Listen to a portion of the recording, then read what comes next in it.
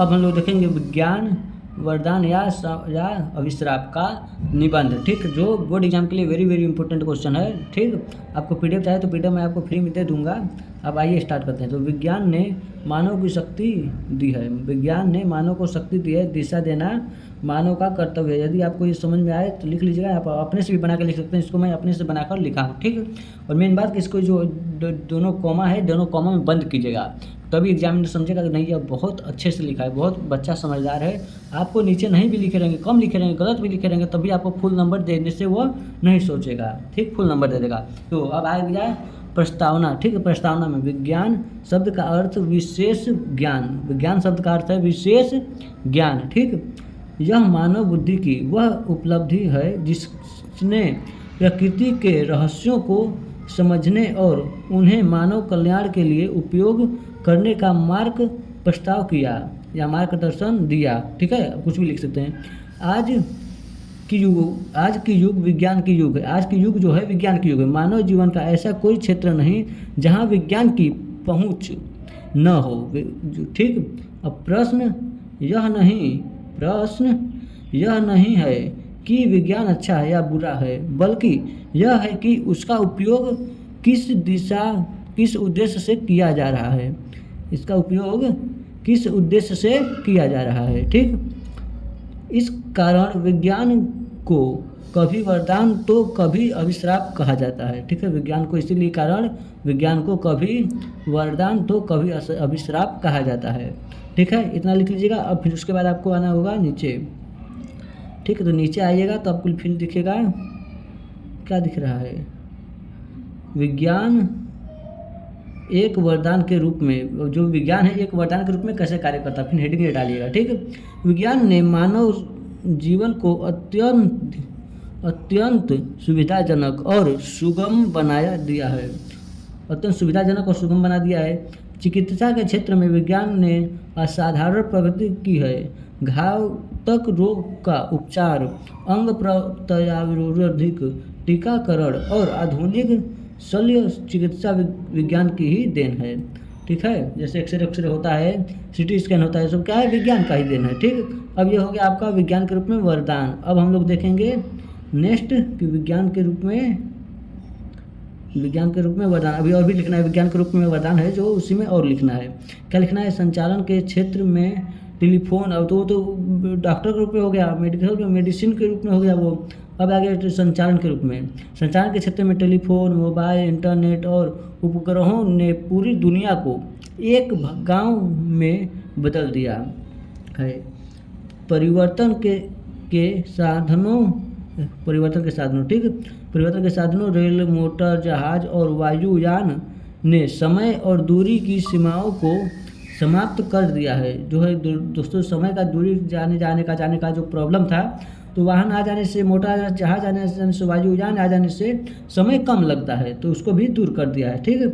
अब उसके बाद है आपका कृषि, उद्योग, शिक्षा और ऊर्जा उत्पादन में भी विज्ञान ने मानव को आत्मनिर्भर बनाने के लिए महत्वपूर्ण भूमिका निभाई है।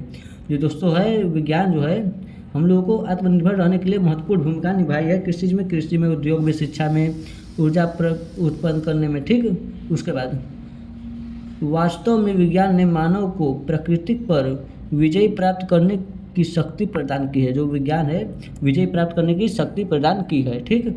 अब उसके बाद देखते हैं विज्ञान का अभिश्राप क्या है, ठीक है दोस्तों। तो विज्ञान का अभिश्राप क्या है उसको देख लेते हैं, फिर उसके बाद आगे चलेंगे।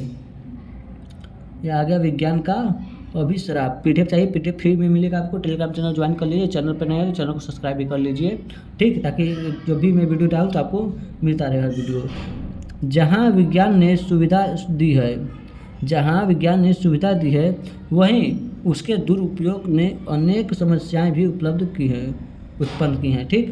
जो है सुविधा तो मिल ही रहा है विज्ञान से, मोटर गाड़ी वाहन आ गया है, तो मोबाइल आ गया है, तो लेकिन क्या है, समस्याएं भी तो उत्पन्न की हैं, समस्याएं भी तो उत्पन्न होता है उससे। जैसे परमाणु बम, जैविक हथियार और रासायनिक युद्ध विज्ञान के ही विकृत रूप हैं। जो है रासायनिक युद्ध जो होता है, युद्ध विज्ञान के ही विकृत रूप है, ठीक है। जो मानव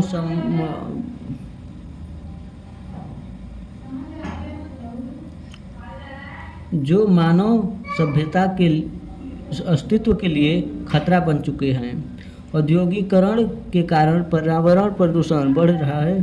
जैसे औद्योगिक बन रहा है तो उसका क्या है, पर्यावरण प्रदूषण बढ़ रहा है, जिसके जलवायु परिवर्तन, ग्लोबल वार्मिंग और प्राकृतिक असंतुलन जैसी गंभीर समस्याएं उत्पन्न हुई हैं। ठीक, अब उसके बाद इसमें लिखना है, इसके अतिरिक्त मशीनों पर अत्यधिक निर्भर ने मानव को आलस्य बना दिया है। जो मशीनों पर जब अधिक निर्भर हो जाएंगे तो मानव में आलसपन आ ही जाएगा कि चलो मशीन काम कर रहे हैं, बैठ कर देखेंगे, सो रहे हैं। और बेरोजगारी की समस्या को भी जन्म दिया है। विज्ञान ने जो बेरोजगारी की समस्या को भी जन्म दिया है, तो ये क्या है, अभिश्राप है, विज्ञान का अभिश्राप है। विज्ञान के कारण नैतिक मूल्यों का ह्रास और मानवीय संवेदनाओं में कमी भी देखने को मिल रही है, जिसके आदमी कम जी रहा है अब। ठीक, तब फिर अब उसके आगे देखते हैं समस्या और समाधान। इसका समाधान क्या है और इसका समस्या क्या है। ठीक, इसका समस्या जो है दोस्तों, विज्ञान स्वयं न तो वरदान है और न ही अभिश्राप है। विज्ञान जो है स्वयं वरदान है, ना ही अभिश्राप है, बल्कि उसका उपयोग ही उसे ऐसा बताता है। यदि विज्ञान का प्रयोग मानव कल्याण, शांति और विकास के लिए किया जाए तो यह निश्चित रूप से वरदान का सिद्ध होगा। ठीक है, वरदान सिद्ध होगा, लेकिन इसमें के लिए आवश्यक है कि विज्ञान को नैतिकता और मानवीय मूल्यों के साथ जोड़ा जाए। परमाणु ऊर्जा का उपयोग विनाश के बजाय ऊर्जा उत्पन्न में किया जाए। पर्यावरण संरक्षण को प्राथमिकता दी जाए और मानव को विज्ञान का सेवक बनाया जाए, स्वामी नहीं। विज्ञान का स्वामी बन जाएगा तो मशीन करती रहेगी, काम में बैठा रहेगा। ठीक दोस्तों, अब देख लेते हैं उपसंहार। ठीक है, अतः यह स्पष्ट है कि विज्ञान दो-धारी तलवार के समान है। इसका सही उपयोग मानव को प्रगति के शिखर पर पहुंचा सकता है, जबकि दुरुपयोग उसे विनाश की ओर ले जा सकता है। इसलिए आवश्यकता इस बात की है कि मानव विवेकपूर्ण ढंग से विज्ञान का प्रयोग करे, तभी विज्ञान सच अर्थों में मानव जीवन का वरदान बन सकेगा, अभिश्राप नहीं। ठीक है, तो दोस्तों यह जो है निबंध हमारा कंप्लीट हुआ।